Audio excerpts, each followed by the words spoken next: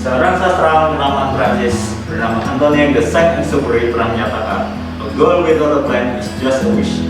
Sebuah tujuan tanpa perencanaan yang sebuah harapan. Lalu, bagaimana perencanaan sektor ketenagakerjaan disusun dan seperti apa implementasinya? Langsung dari The Alana Hotel Convention Center Solo, kita akan mewawancarai Kepala Pusat Perencanaan Ketenagakerjaan Kementerian Ketenagakerjaan Republik Indonesia dalam Goreng Bawang Ngobrol Bareng Bab Gawean dengan topik untuk apa perencanaan tenaga kerja bersama saya Sindung Wardana.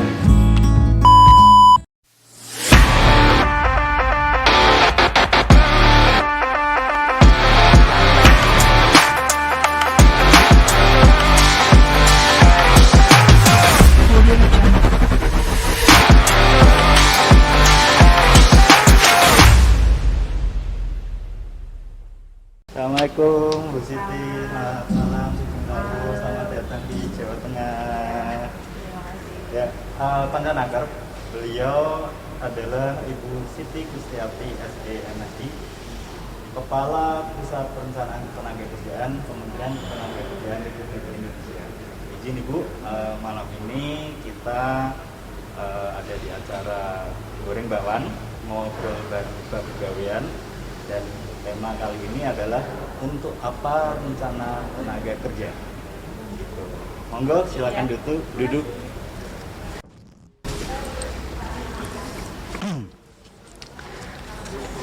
Ya, Pancanaker. Jadi sejak tahun 2017 Kementerian Ketenagakerjaan dan Transmigrasi menerbitkan sebuah peraturan menteri yang mengatur mengenai penyusunan rencana tenaga kerja. Nah, malam ini kita sudah bersama dengan Bu Kapus, Bu Siti Kustiati atau yang biasa lebih akrab disapa Bu Oki, nggih. Nah, kita akan mengulik tentang bagaimana rencana tenaga kerja disusun dan seperti apa implementasinya. Langsung ke pertanyaan pertama, Ibu. Apa yang dimaksud dengan perencanaan tenaga kerja? Jadi, apa sih perencanaan tenaga kerja itu kalau kita lihat dari definisi perencanaan, bahwa ketika kita akan melakukan suatu kegiatan sesuai dengan ilmu manajemen, perencanaan ada di awal. Oh, siap. Kemudian pelaksanaan, kemudian evaluasi dan pelaporan. Jadi kalau yang dimaksud dengan perencanaan tenaga kerja adalah bagaimana cara kita memberdayakan tenaga kerja yang ada, kemudian juga kita melihat kebutuhannya seperti apa, proyeksinya ke depan mau apa. Iya.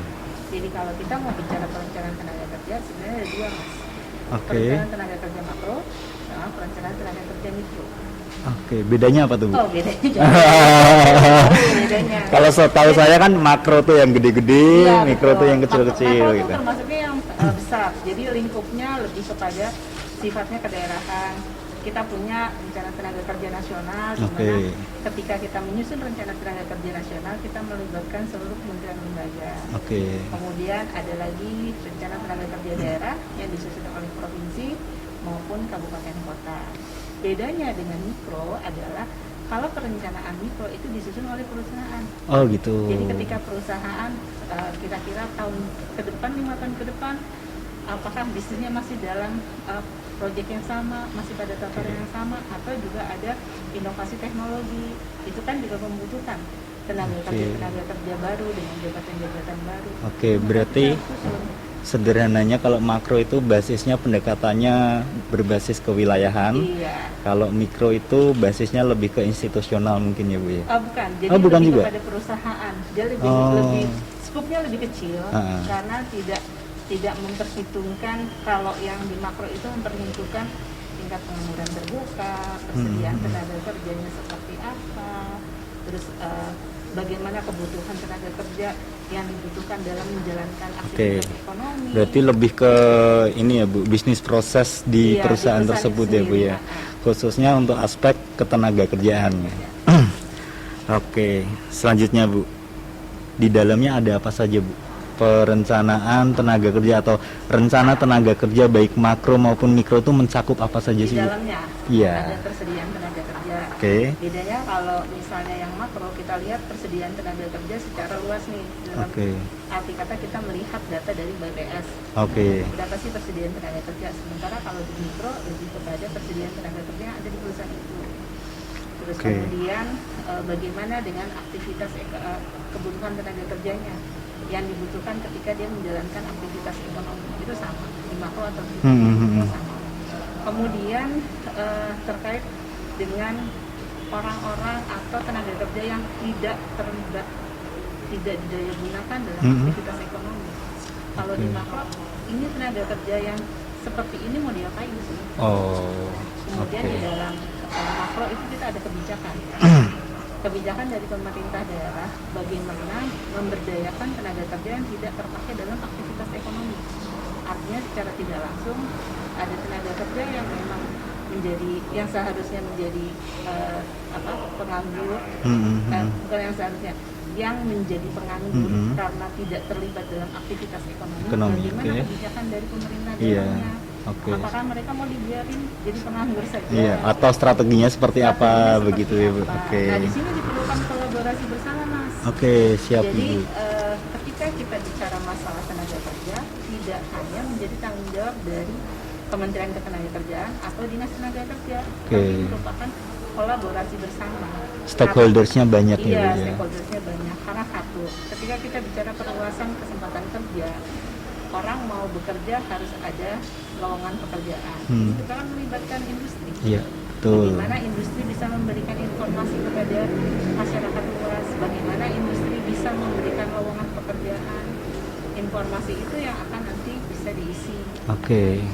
Termasuk bagaimana meningkatkan kapasitas calon tenaga kerja Betul. gitu. Sebenarnya perencanaan tenaga kerja itu harusnya dilakukan di awal. Satu, digunakan untuk meningkatkan kompetensi. Yang kedua, untuk perluasan tenaga kerja.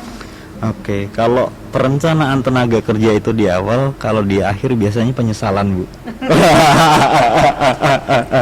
Benar.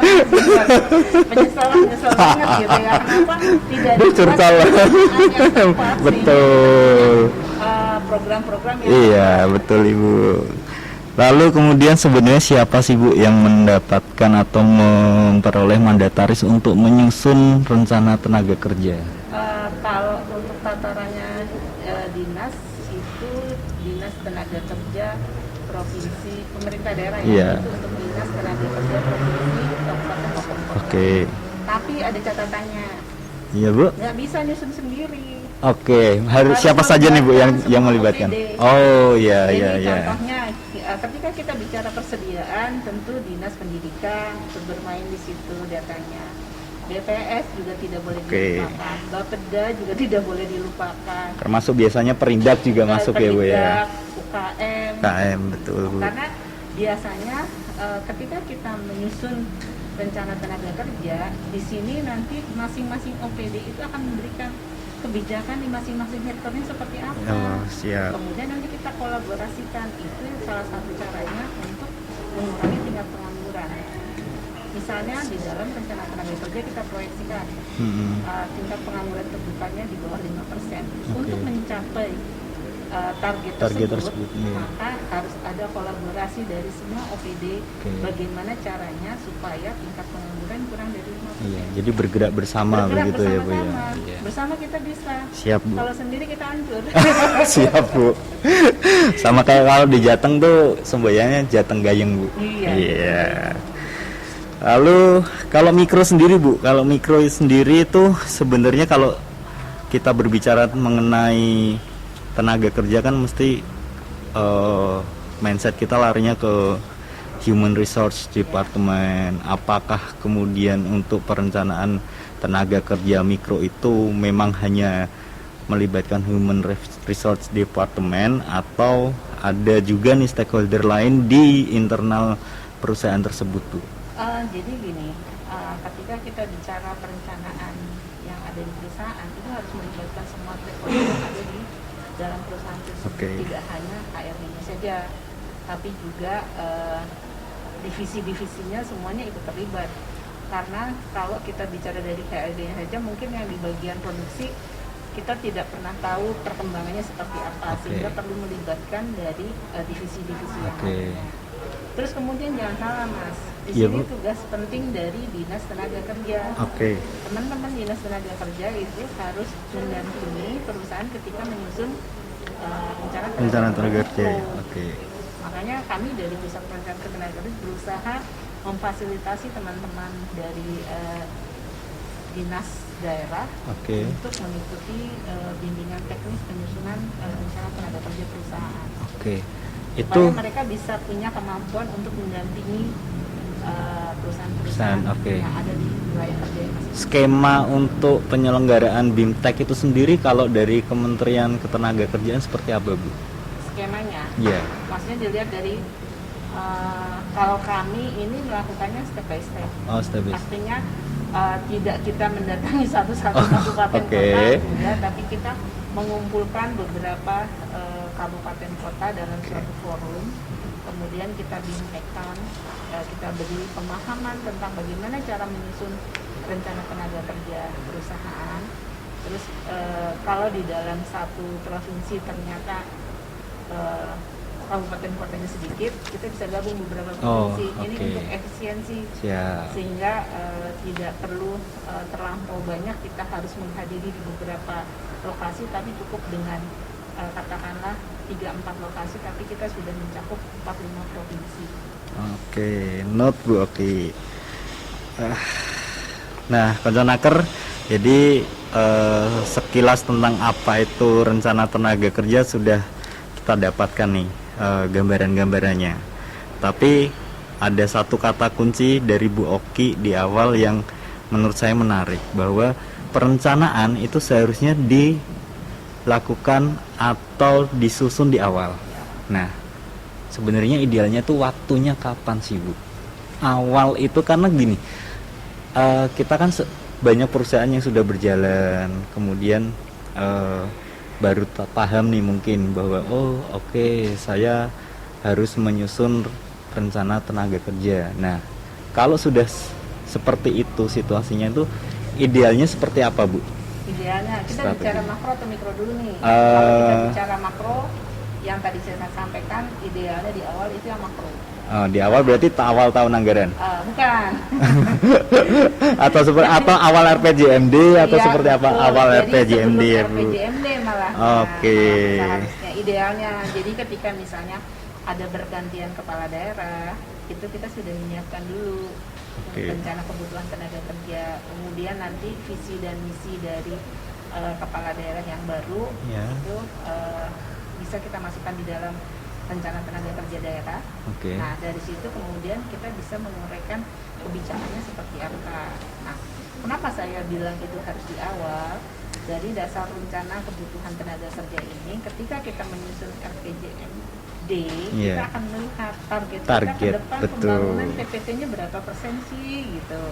Nah, dari situ baru kita menguraikannya dalam target-target selama 5 tahun. Nah, kemudian pentingnya Bapeda di sini adalah ketika kita sudah menguraikan target-target dalam jangka waktu 5 tahun, pengalokasian anggarannya ada Oh iya, disesuaikan. dukungannya ya, Bu Iya, ya. kan selama ini kita udah sering dengar kalau calon kepala daerah selalu bilang akan menurunkan Oh iya, betul, pengangguran, betul. akan menurunkan tingkat pengangguran. Tapi ketika kita sampai pada alokasi pendanaan, ya dari dulu sampai sekarang ya begitu-begitu saja. Siap, Bu.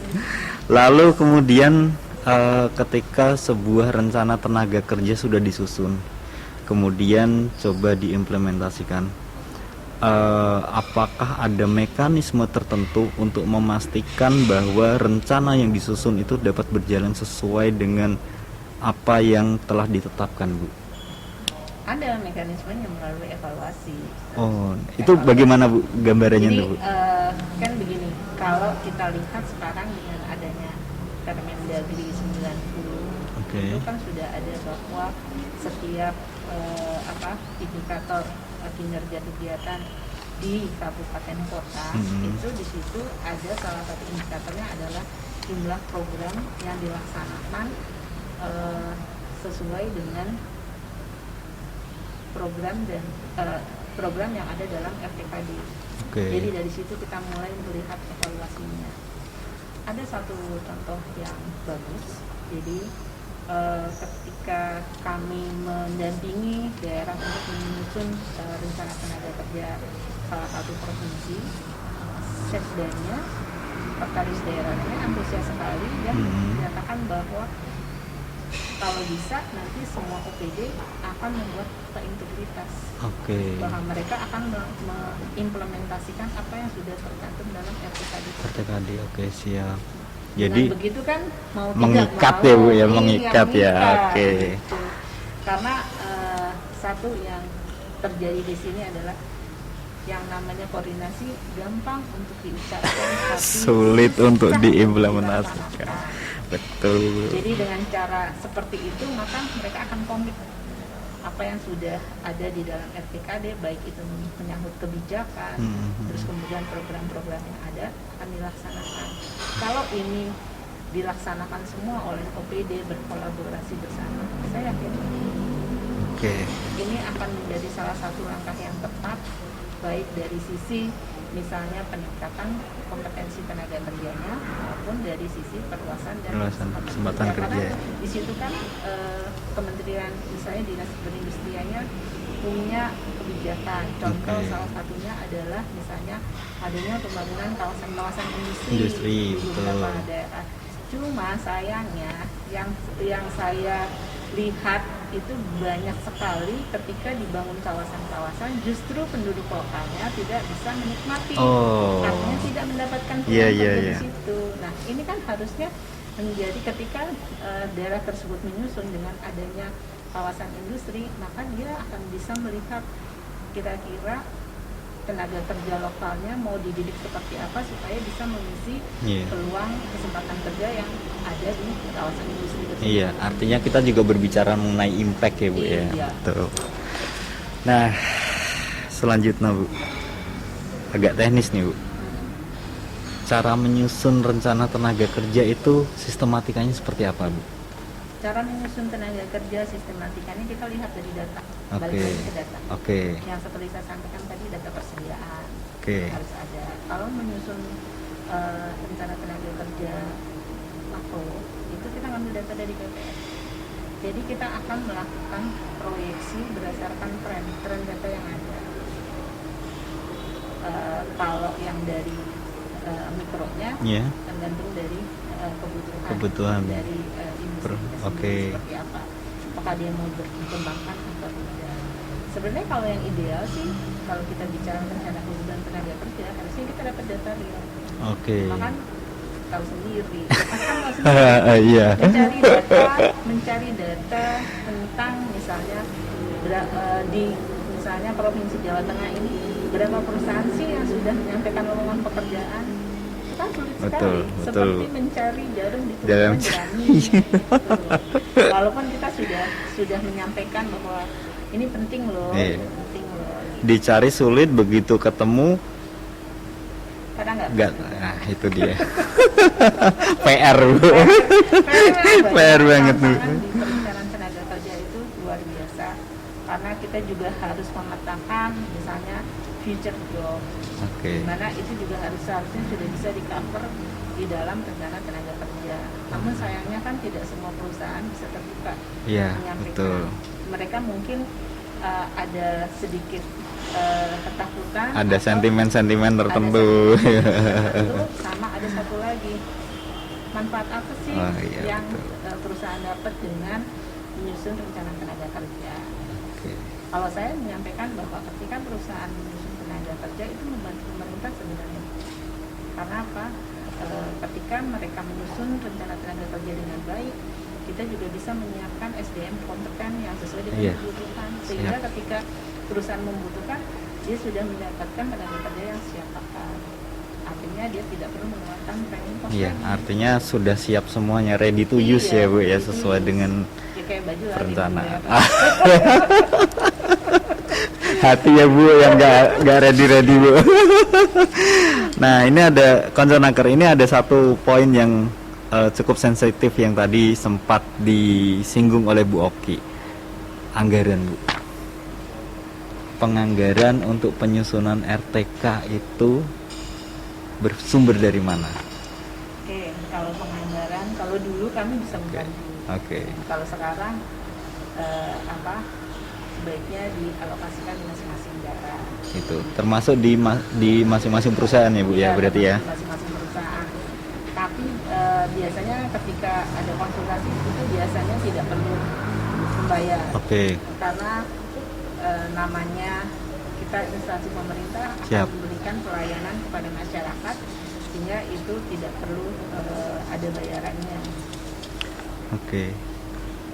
Kalau untuk skema evaluasi maupun pemantauan dari penyusunan RTK ataupun implementasi RTK itu bagaimana Bu? Kalau untuk evaluasinya kami juga sudah ada survei. Oke. Survei kemanfaatan RTK. Jadi RTK itu apakah benar-benar bermanfaat atau hanya sekedar disusun, hanya sekedar memenuhi yang penting saya sudah punya RTKD atau yang penting saya sudah punya RTKP, tapi tidak seperti itu. Sebenarnya kita mengharapkan ketika ini diimplementasikan dengan baik, dipakai sebagai dasar untuk pembukaan kejuruan di lembaga-lembaga pelatihan, terus kemudian dipakai dasar juga untuk teman-teman di lembaga pelatihan untuk mendidik orang-orang yang sesuai dengan kebutuhan. Kami sangat mendukung sekali. Oke, siap.